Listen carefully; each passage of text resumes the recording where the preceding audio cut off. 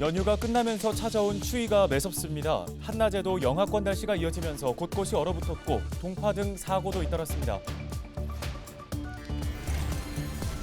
인천시가 옛 미군기지인 캠프마켓의 조병창 건물에 대해 철거를 결정한 가운데 일부 시민사회단체들이 반발하고 나섰습니다. 인천시가 택시 요금에 이어 버스와 지하철 요금도 인상하기로 했습니다. 다만 시민 부담을 감안해 하반기에 요금을 올리는 방안도 고려하고 있습니다. 설 연휴 사이 김포에서 아프리카 돼지열병 감염 사례가 나왔습니다. 돼지 4,600여 마리가 살처분됐고 농장 주변과 도로에는 방역을 확대하고 있습니다.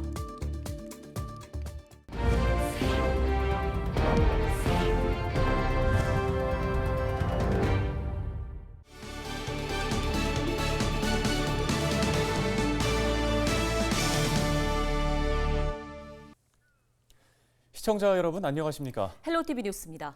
연휴가 끝나면서 찾아온 추위가 매섭습니다. 한낮에도 영하권의 날씨가 이어지면서 종일 정말 추웠는데요. 네, 이세진 기자가 한파에 꽁꽁 얼어붙은 수도권 곳곳을 돌아보고 왔습니다. 두꺼운 외투에 털모자와 목도리까지 온몸을 꽁꽁 싸맸지만 살을 파고드는 칼바람에 몸이 잔뜩 움츠러듭니다. 출근길은 예상보다도 더 추웠습니다. 너무 추웠죠. 사실 자전거 타고 출근을 하는데 손이 얼어붙어가지고 자전거 체인까지 얼은 느낌이라 앞으로 잘 나가지도 않더라고요. 시장은 문을 연 점포보다 닫은 곳이 더 많습니다. 추위를 뚫고 나온 상인들은 겨우 몸을 녹여가며 장사를 시작했습니다. 아침에 나 차 타고 나오는데 습시더라고요. 막 입이 안 열리더라고. 이게 조금이라도 팔려고 나왔으니까 이제 좀 있으면 손님 나오겠죠. 조금이라도. 아유, 좋아요. 설 연휴가 끝나고 일상을 시작한 25일. 수도권 대부분 지역 기온은 영하 10도 아래로 떨어졌습니다. 바람이 불면서 체감 온도는 영하 20도를 밑돌았습니다. 영하 22도까지 내려간 경기 산간 지역은 하천은 물론 폭포까지 그대로 얼었습니다. 추위가 절정에 달하면서 도심에서는 계량기나 수도관 동파도 잇따랐습니다.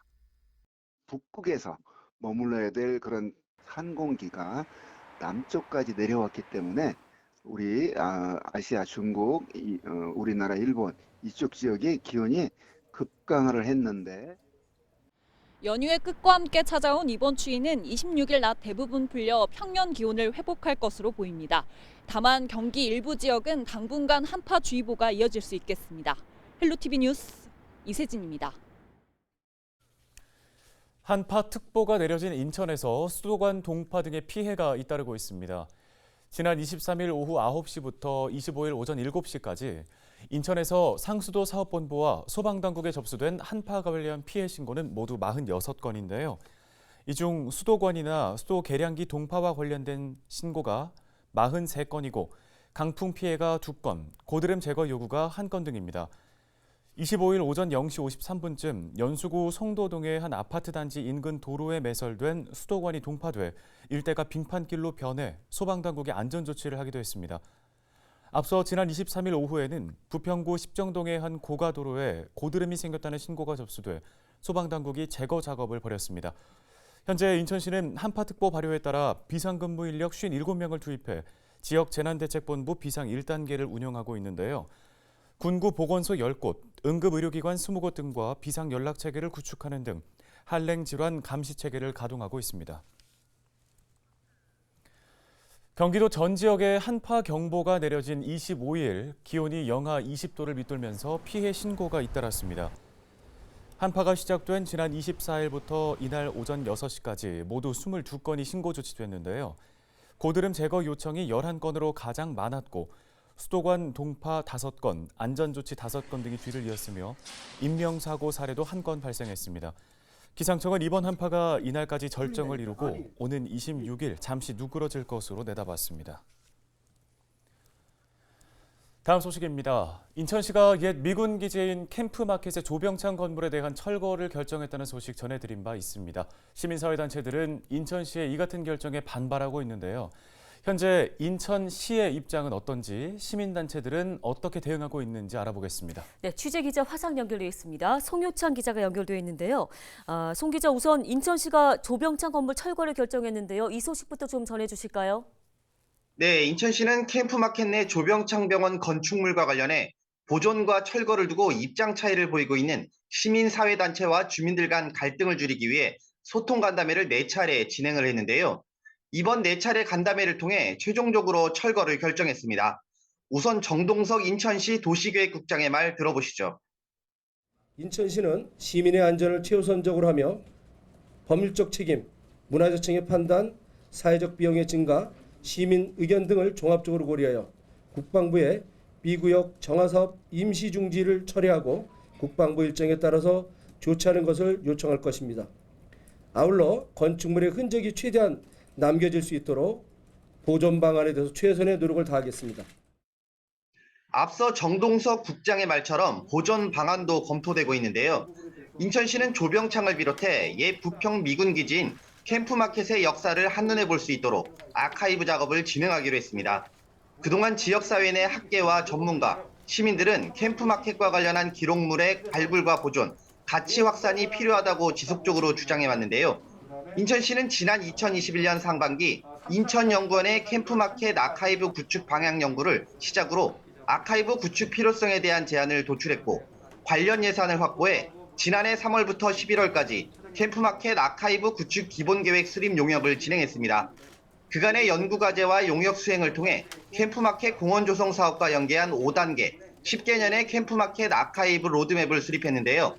본격적인 기록물 발굴과 수집으로 오는 2025년까지 디지털 아카이브를 준비할 계획이고 2028년까지 전용 플랫폼의 구축과 운영 조직을 구성하고 2030년까지 아카이브 복합 문화 공간을 조성 운영해 다양한 활동을 펼치겠다는 계획입니다.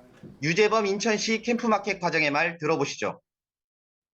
학술조사 및 도면 해제 작업을 다 실시했습니다. 이 조병창 병원 건물에 대해서. 그리고 공간 스캔이나 이런 부분들 향후 디지털 컨텐츠로 활용하기 위해서 전체적인 자료를 다 3D 촬영이나 이런 부분들 가상 공간을 구축할 수 있는 시스템을 다 갖췄다는 말씀을 드리고요.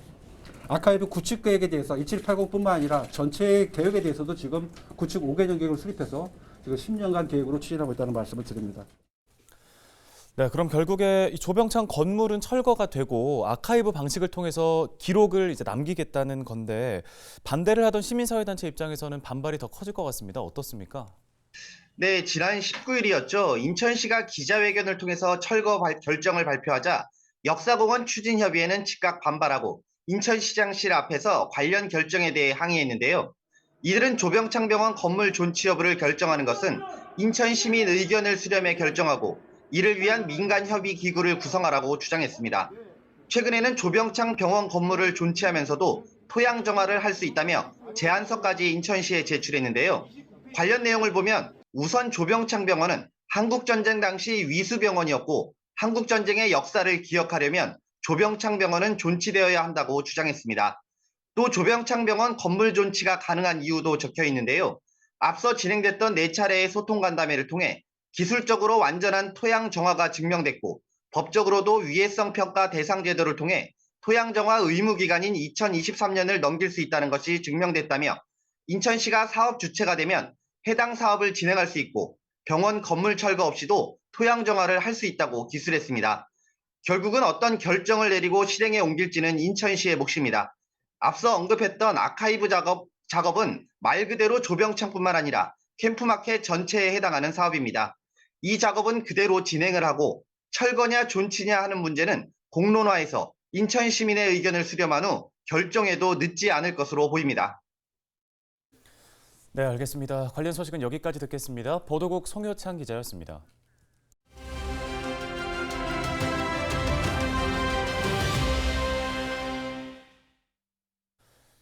다음 소식입니다. 부천시의 소상공인 지원위원회 설치 등의 법적 근거가 마련돼 소상공인 지원이 보다 강화될 것으로 보입니다. 네, 관련 조례를 대표 발의한 이문분 부천시 의원 전화 연결돼 있습니다. 의원님 안녕하십니까? 네, 안녕하세요. 부천시의 이문분입니다. 새해 복 많이 받으세요. 예, 부천시 소상공인 지원에 관한 조례 전부 개정 조례를 발의하셨습니다. 배경을 설명해 주실까요? 네, 우리 시는 소상공인 사업체가 7만 7천 개소되고 소상공인은 11만 4천 명입니다. 부천시 인구가 80만 명인데 시민 7명 중 1명은 소상공인이라고 볼 수 있어요. 이처럼 지역 경제의 근간을 이루고 있는 소상공인은 코로나19 장기화로 인해서 경기 침체, 또 최근 고금리, 고환율, 고물가 3고 위기로 어려움이 가중되고 있어 소상공인에게 실질적으로 도움이 되는 제도와 개선, 지원이 필요해서 조례안을 발의하게 되었습니다. 네, 조례 주요 내용들도 한번 짚어주실까요? 네. 첫 번째는 소상공인 특례 보증에 대한 2차 보전 지원입니다. 부천시는 소상공인 경영 안정자금에 대한 특례 보증을 지원하고 있어요. 이번 조례 개정에 따라 특례 보증을 신청한 소상공인은 특례 보증 지원과 함께 소상공인이 융자받은 대출금에 대하여 2차 보전까지 지원받게 됐습니다. 그리고 두 번째는 소상공인 지원위원회 설치예요. 조례 개정으로 소상공인 지원위원회 설치 근거를 마련했고 소상공인 정책을 심의, 자문하기 위한 소상공인 지원위원회에 소상공인 관련 단체 임원과 소상공인 분야 전문가를 포함해서 소상공인의 실질적인 목소리를 듣고 소상공인의 의견을 적극적으로 수렴할 수 있게 되었습니다. 그리고 세 번째는 소상공인 단체 및 소상공인의 날 지원인데요. 요거는 이제 2022년 8월 소상공인 연합회 부천시 지회가 설립되었어요. 그래서 이번 조례 개정을 통해서 소상공인 연합회 부천시 지회 운영에 필요한 경비, 그리고 소상공인 축제라고 할 수 있는 소상공인의 날 행사를 지원할 수 있게 되었습니다. 예, 의원님 끝으로 이번 조례를 통해 기대해 볼 수 있는 사회적 효과들은 어떤 것들이 있을까요?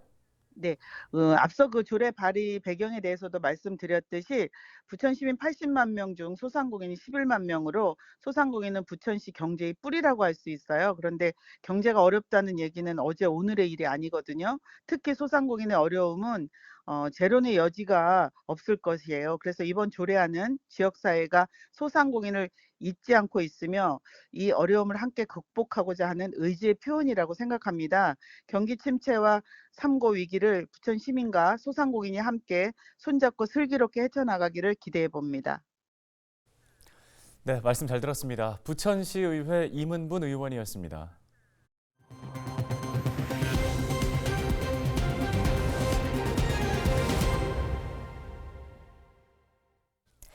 인천시가 택시 요금에 이어 버스와 지하철 요금도 인상하기로 했습니다. 인천시는 다음 달 중으로 택시 기본 요금을 기존 3,800원에서 1,000원 인상된 4,800원으로 인상하는 방안을 확정할 방침인데요. 택시 요금 인상은 지난 2019년 이후 4년 만입니다. 시는 택시 요금에 이어 버스와 지하철 기본 요금도 올리는 방안을 검토 중입니다. 인상폭은 서울과 비슷한 수준이 될 것으로 예상됩니다. 버스와 지하철 요금 인상은 지난 2015년 이후 8년 만입니다.